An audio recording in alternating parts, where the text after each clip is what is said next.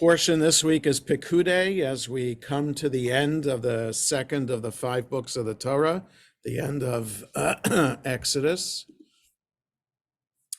And one more person coming in. Okay, so like I said, we're on the portion Pekudei. Baruch atah Adonai Eloheinu melech haolam shekidshanu b'mitzvotav v'tzivanu la'asok b'divrei Torah. What I wanted to do is look at the very end of the portion and compare that to the Haftarah for this week, and to look at how the Mishkan was completed and what God did to show everyone in the community that the Mishkan is complete and that God accepts it. And the Haftarah, how the temple in Jerusalem was completed by Solomon and his workers, and how God showed how that was accepted. So we're on page 571 in the Eitz Chaim. Like I said, the very end of the portion, chapter 40, beginning with verse 33. Yeah, verse 33. One more coming in. Just 1 second here as she comes in.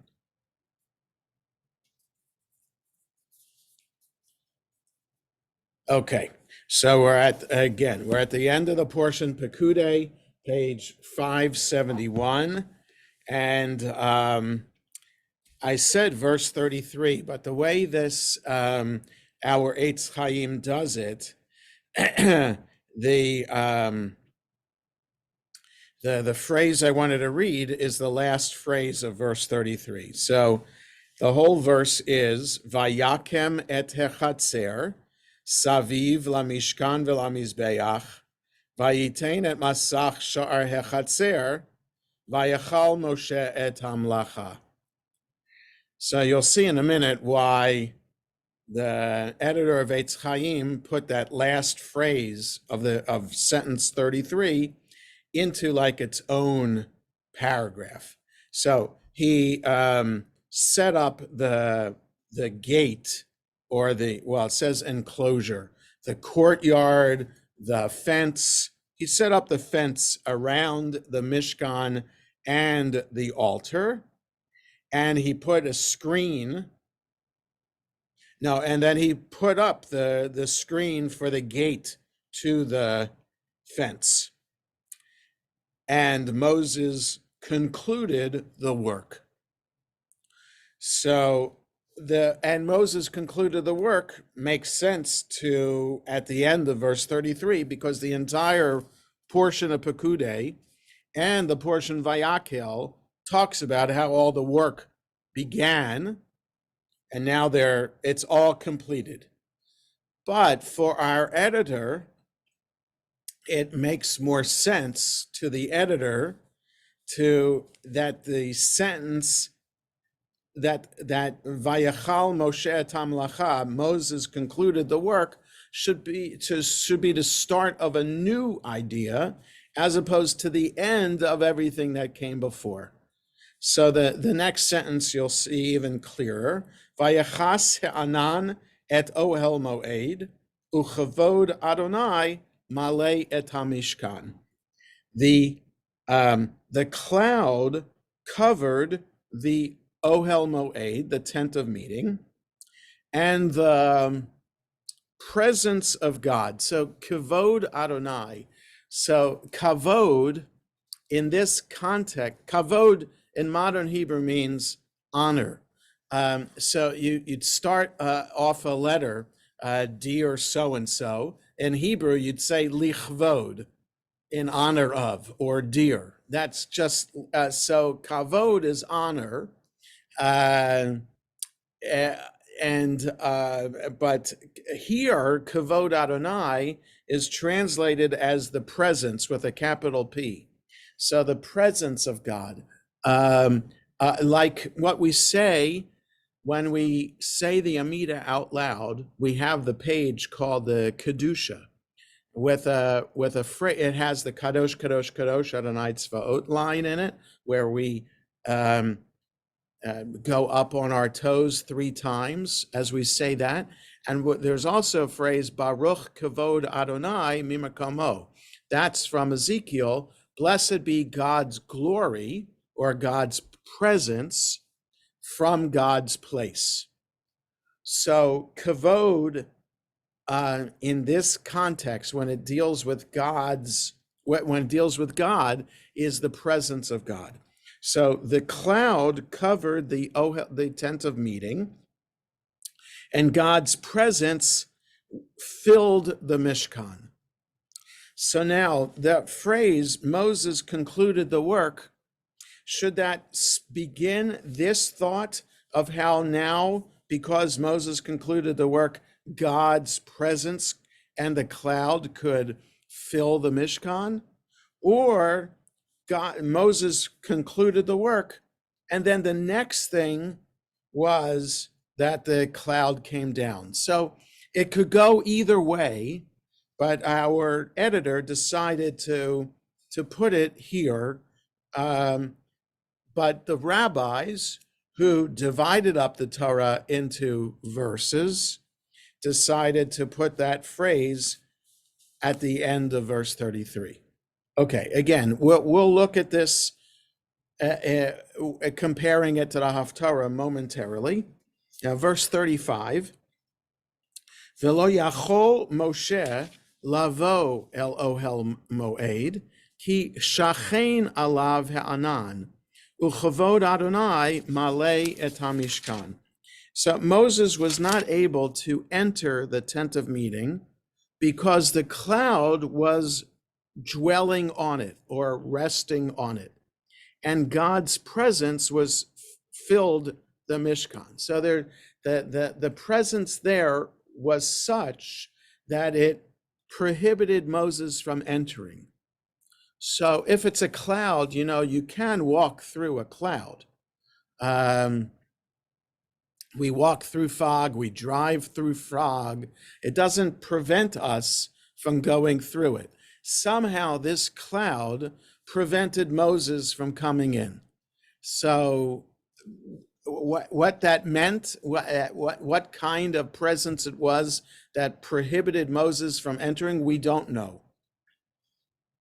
36, Uvehe'alot ha'anan me'al hamishkan, yis'u b'nei Yisrael b'chol mas'ehem. And when the cloud rose up from on top of the Mishkan, the people of Israel would travel through all their journeys. So if the cloud was lifted above the Mishkan, that's the signal that the people were walking. When the people were done walking, then the cloud would go down, or the cloud would go down to signal to the people to stop walking. Okay, so the cloud, where the cloud was, whether in the Mishkan or on top of it, determined whether the people are moving or resting. 37, V'im lo ye'aleh he'anan, v'lo yisu ad yom he'aloto. And if the cloud was not lifted, then they would not move until the day that it lifted. 38, Ki anan Adonai al hamishkan yomam, ve'esh tihiyeh laila bo, le'enei kol beit Yisrael b'chol masehem. Because the cloud of God would be on the Mishkan during the day, and fire would be there at night.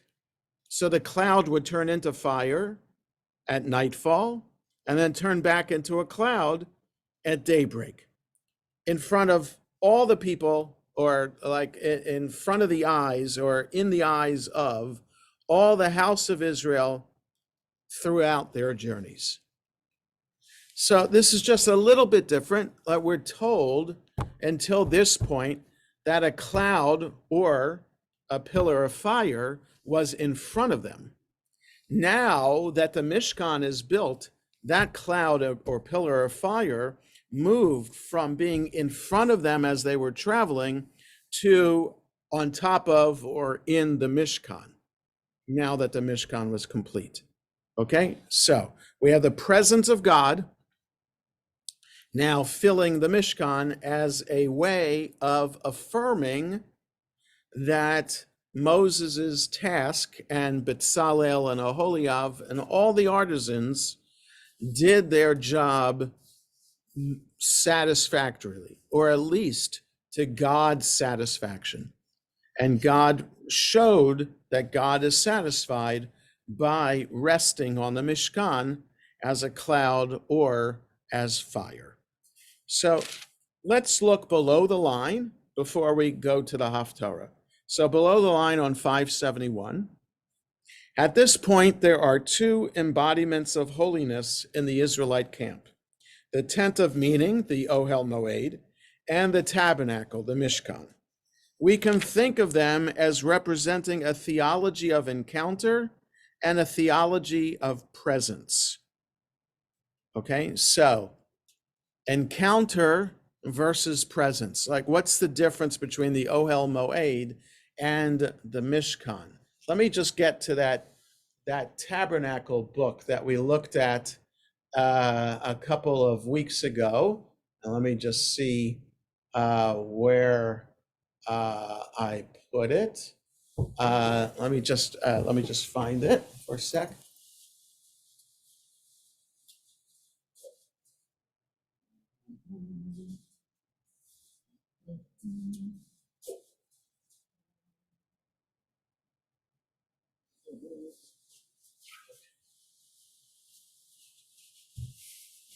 Okay, this tabernacle book we looked at a couple weeks ago, it had what the vestments look like, right? I showed you pictures in there, and it has lots of color pictures here of the Mishkan.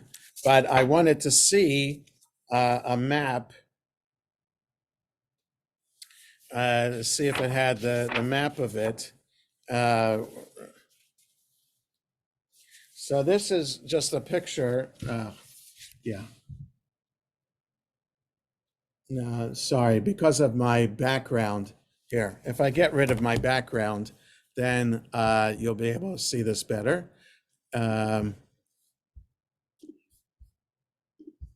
Okay. This is apparently what the Mishkan looked like, according to this book. You see the beautiful textile in front. You have the altar on the inside of it, and then there's a space in the back. So, right, and the space in the back is where the ark was kept. Okay, so that's the Mishkan. I just want to see, and it's the ark and all of that, the vestments. Okay, well, in the back of our Chumash, we do have we have the maps. Yeah, here we go.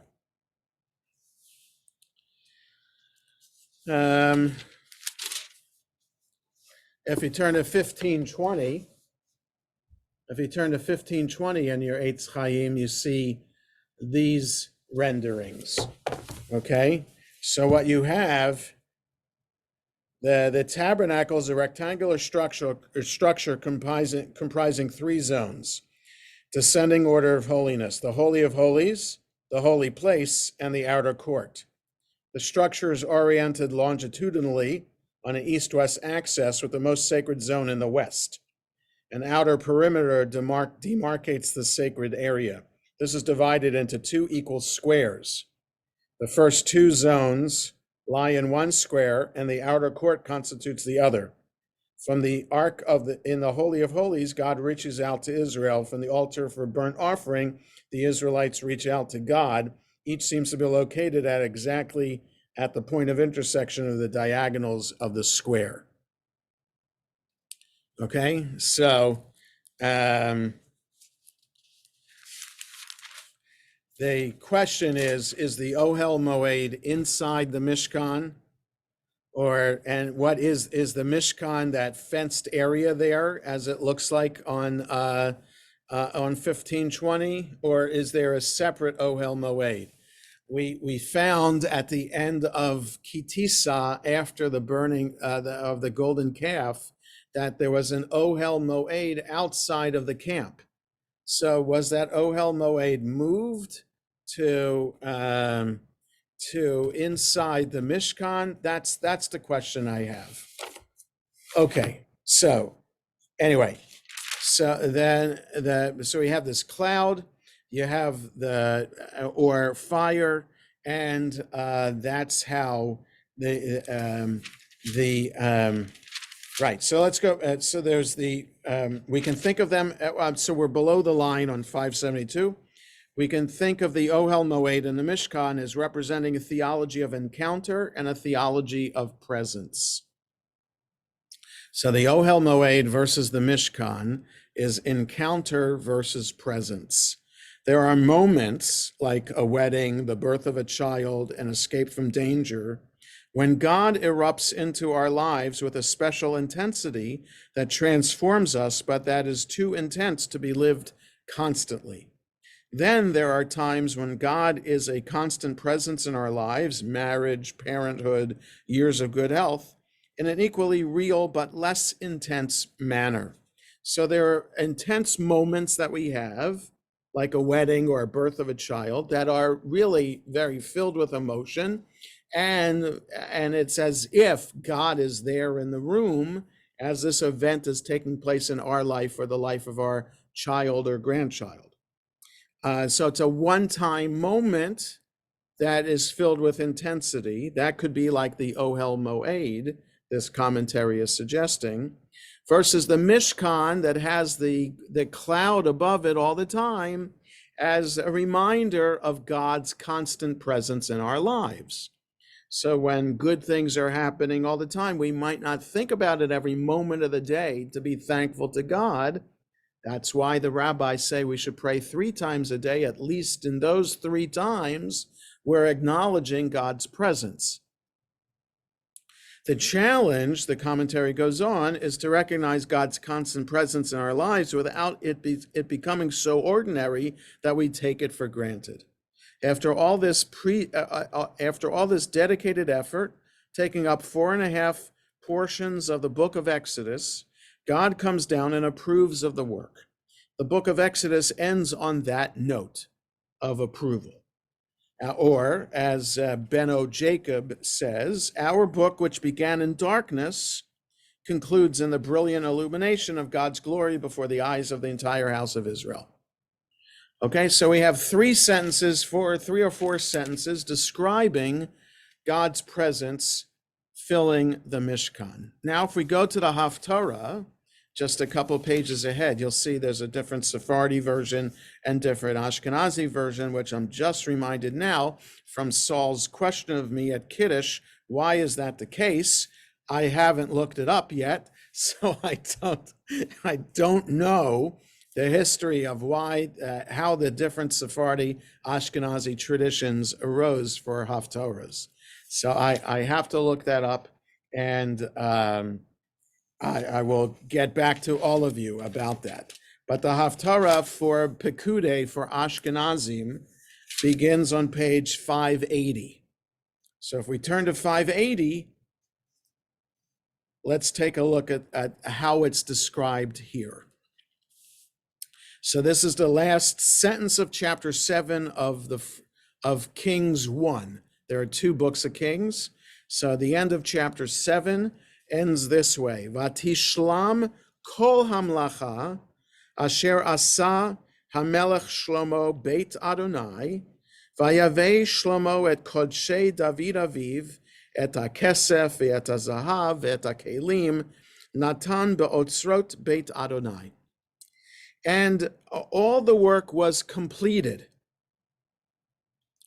So in Pekudei, the Hebrew word is vayachal. So Moses concluded the work. Here, the work was completed. So just a different word, meaning essentially the same thing. But perhaps it's a play on Solomon's name. So Solomon in Hebrew is Shlomo, and Vatishlam, Shlomo. So it's the same root. So maybe the editor of 1 Kings decided to use the word Vatishlam just to augment or emphasize Solomon's name. So all the work was completed that King Solomon did to the house of God.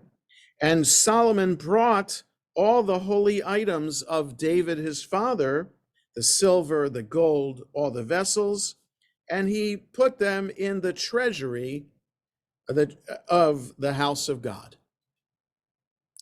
Then, chapter 8, verse 1, Az Yakel Shlomo et Ziknei Yisrael, et kol Rashi Hamatot, Nesiei Ha'avot, Livnei Yisrael, El HaMelech Shlomo Yerushalayim, Leha'alot.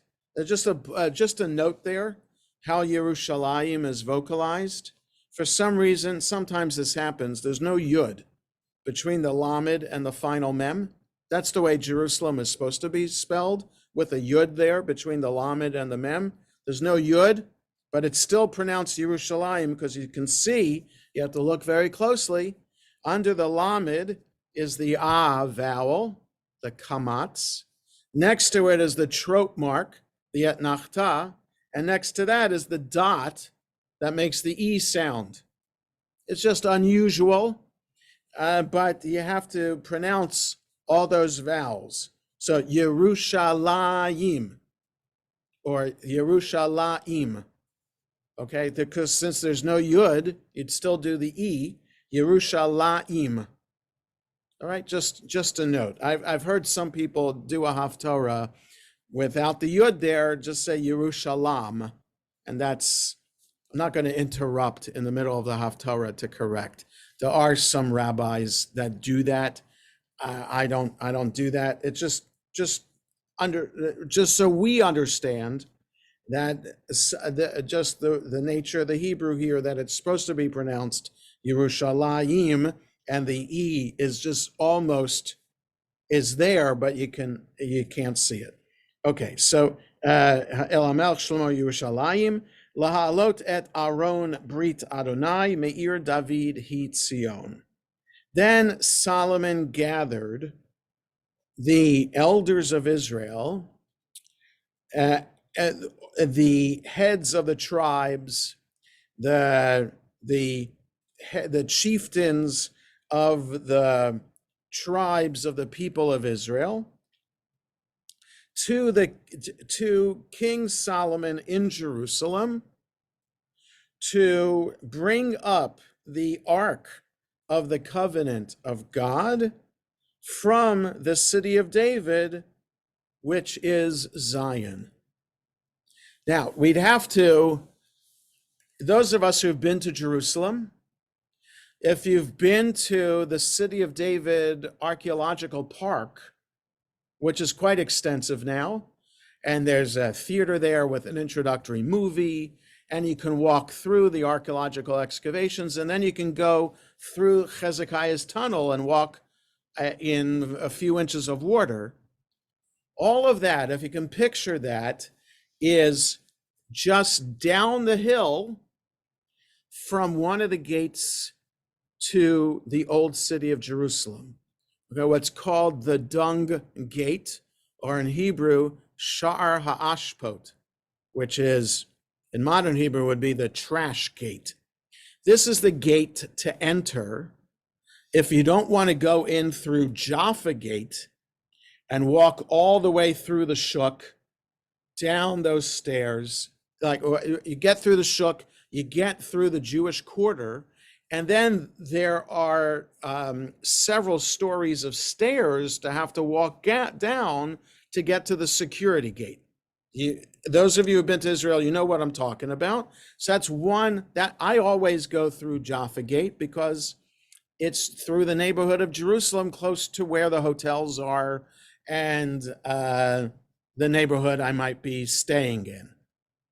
Dung Gate is the gate where sometimes buses of groups, tour groups, would let people off because there are no stairs and you just walk down a sidewalk to get into the major security screening area.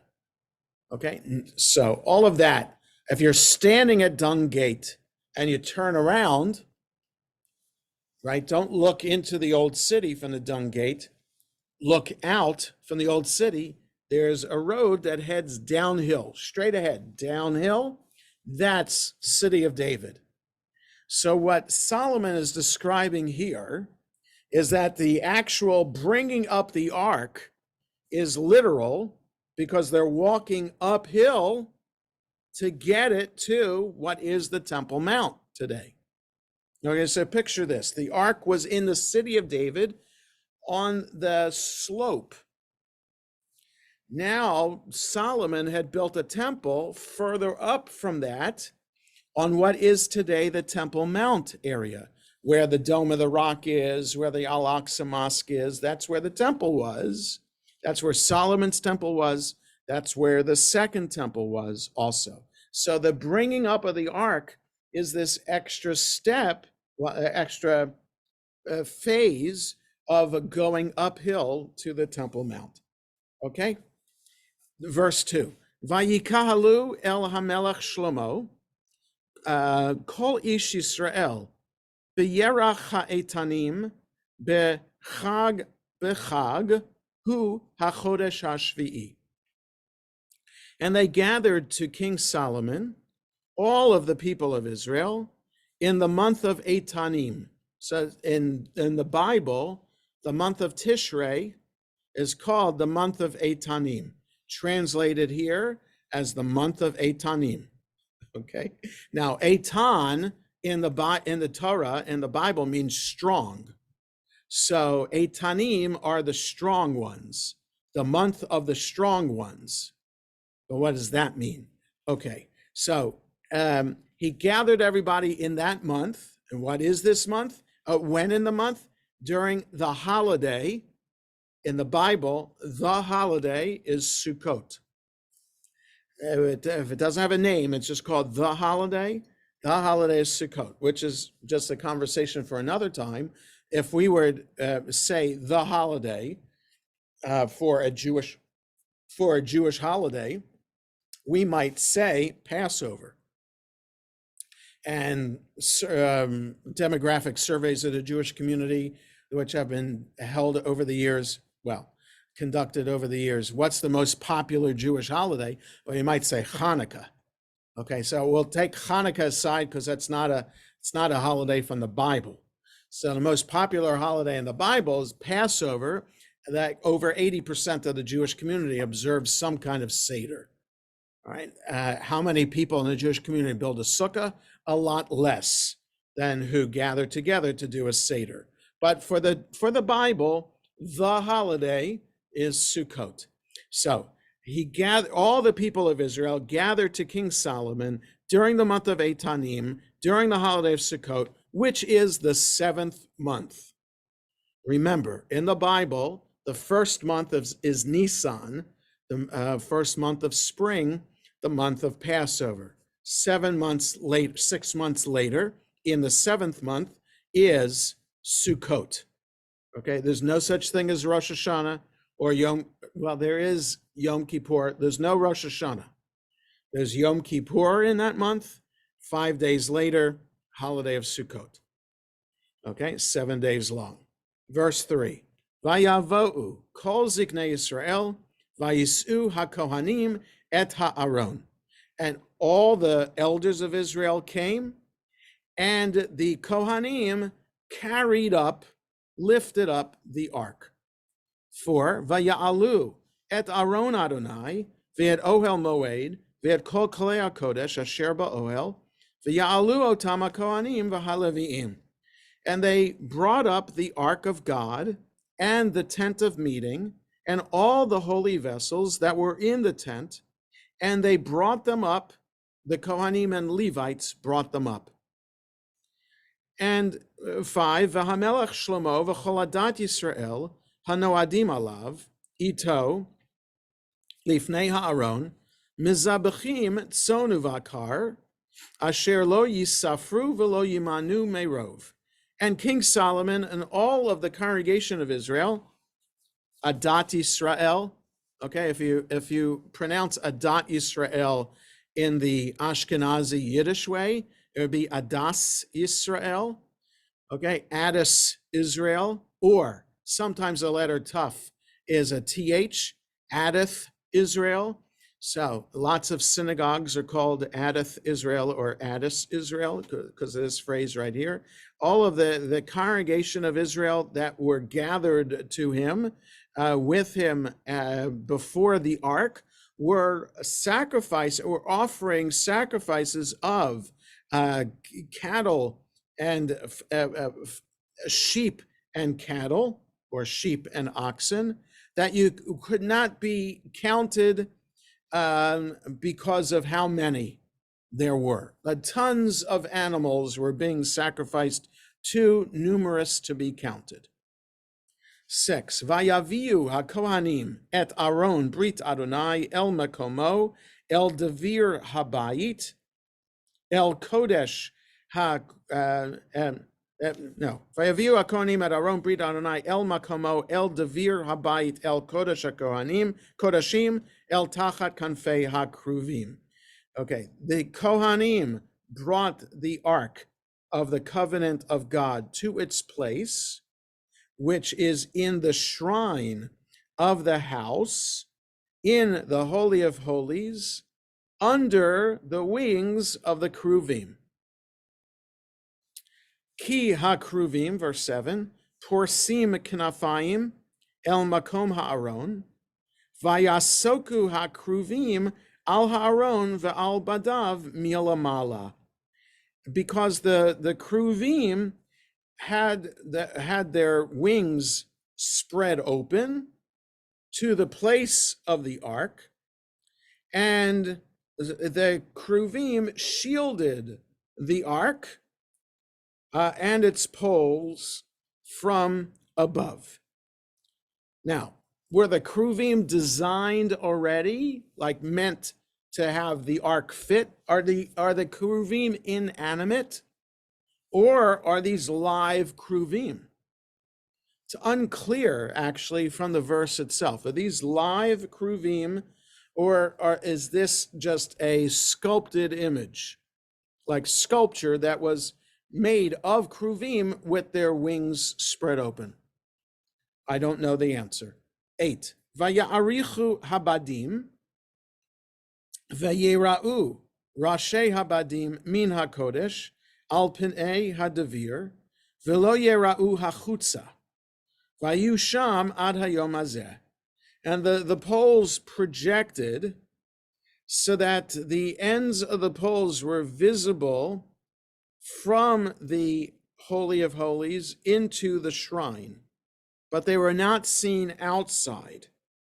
And they were there until this day. What day is that? Don't know when 1 Kings was edited, but they're there till this day.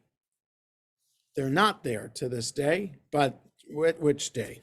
9. Ein ba'aron rak shnei luchot ha'avanim, asher hiniach sham Moshe bechorev, asher karat Adonai im bnei Yisrael, betzetam me'eretz Mitzrayim. What was in the ark were only the 2 tablets of stones that Moses put there at Mount Sinai when that God enacted with the people of Israel when they left Egypt. So these tablets were there for 200, 300 years in this ark.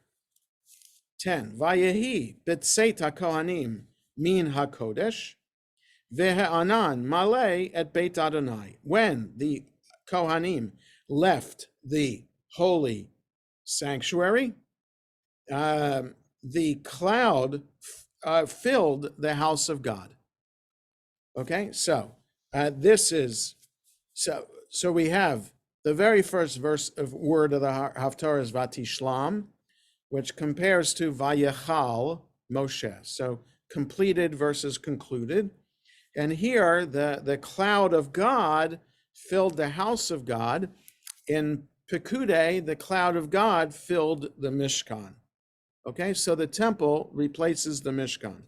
11, Velo yachlu hakohanim la'amod l'sharet mipnei ha'anan ki malei kvod Adonai at Beit Adonai. And the Kohanim were not able to stand to serve because of the cloud, because the presence of God filled the house of God. So Moses wasn't able to enter.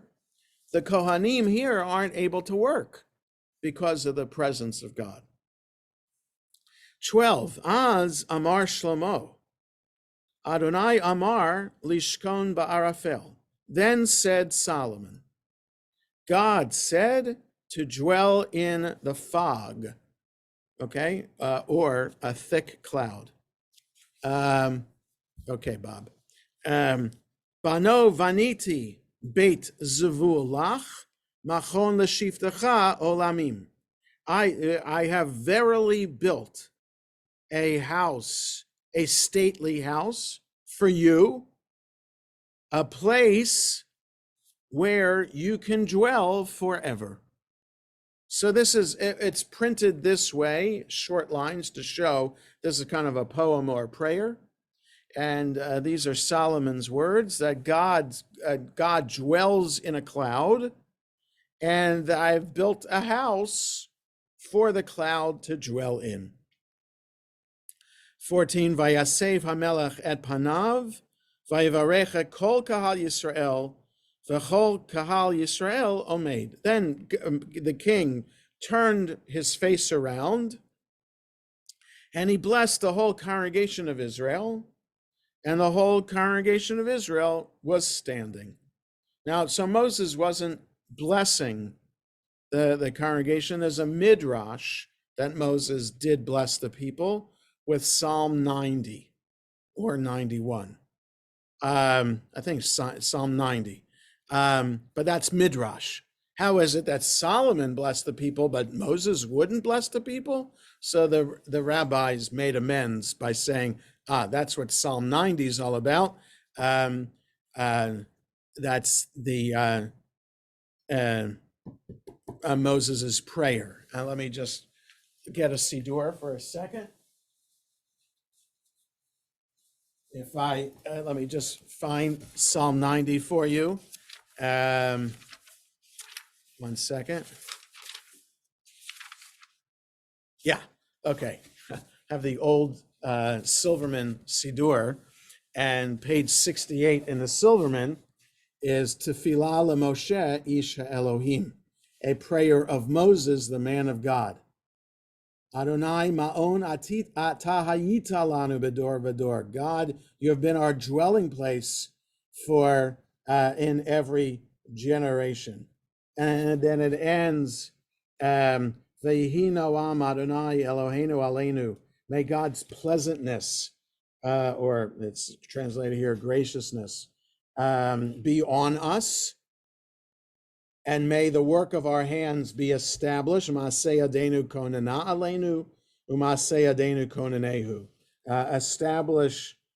the work of our hands for us. Yea, the work of our hands establish. Okay, so for the rabbis, this made sense. What's the work of our hands? It's the Mishkan.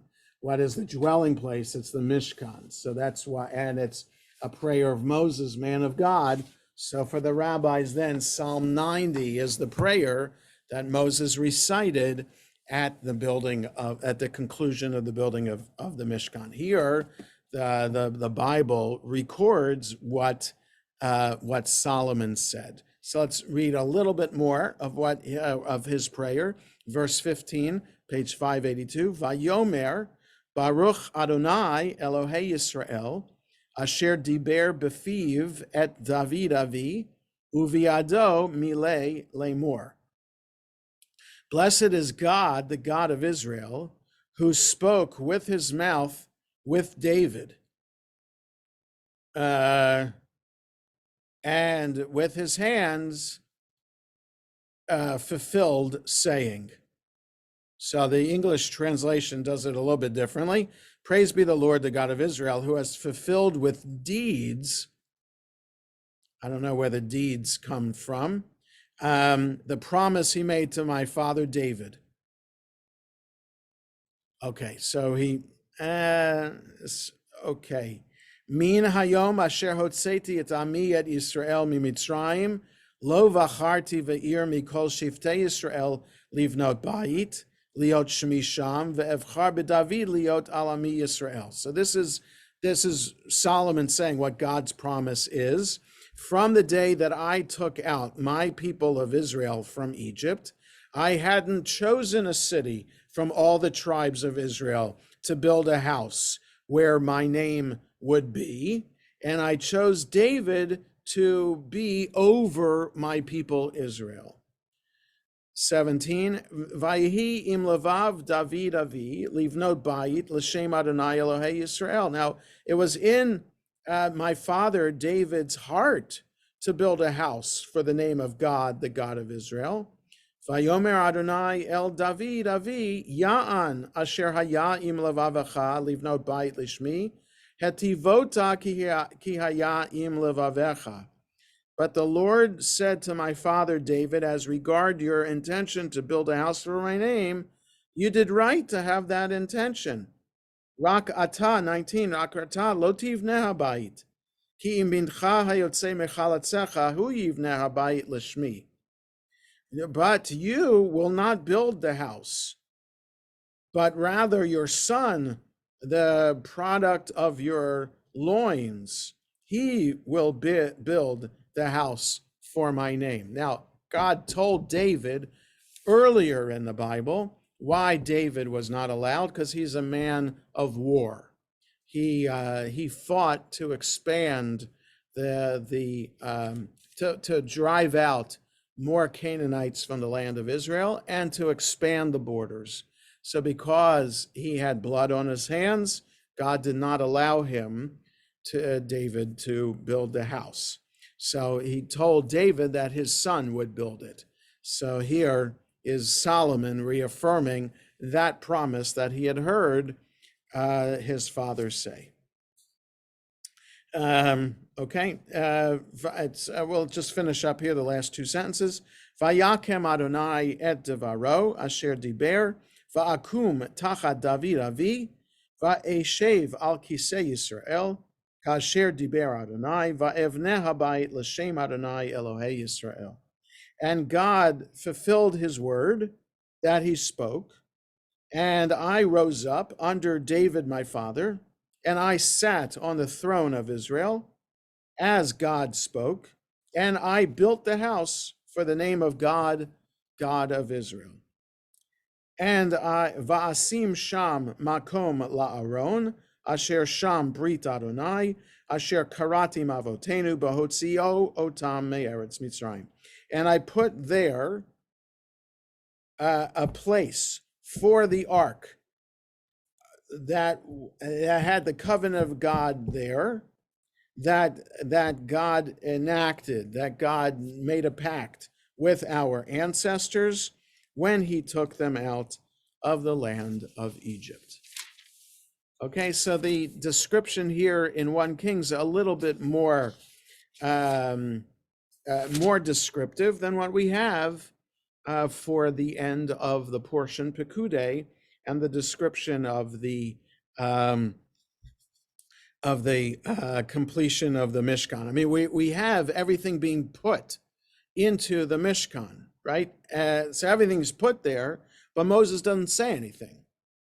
So here in the Haftarah, Solomon is saying something. So just interesting to contrast the description in the Torah of the completion of the Mishkan and the description in the Haftarah of the completion of the temple in Jerusalem. So I just wanted to look at that today and just understand that there was a cloud that appeared at the temple in Jerusalem. There's a cloud over the Mishkan. And even despite the fact that there was a cloud there, the people still neglected God and worshiped idols. And how much more so today when there is no cloud in any and all synagogues around the world. There's no cloud of God's presence. All we have is the Ner Tamid, which is a very, very bare substitute for and it's man-made for this cloud of God. How much harder it is to recognize and affirm God's presence in our lives. That's the whole idea of the Mishkan. We shouldn't get caught up necessarily in all the sacrifices and all the details of each and every sacrifice and why it's offered, but rather the idea of God's presence hovering over the Mishkan and later in the temple. That's the idea that it's an affirmation that God is there, that God exists, and God is a constant presence. And in a day and age where it's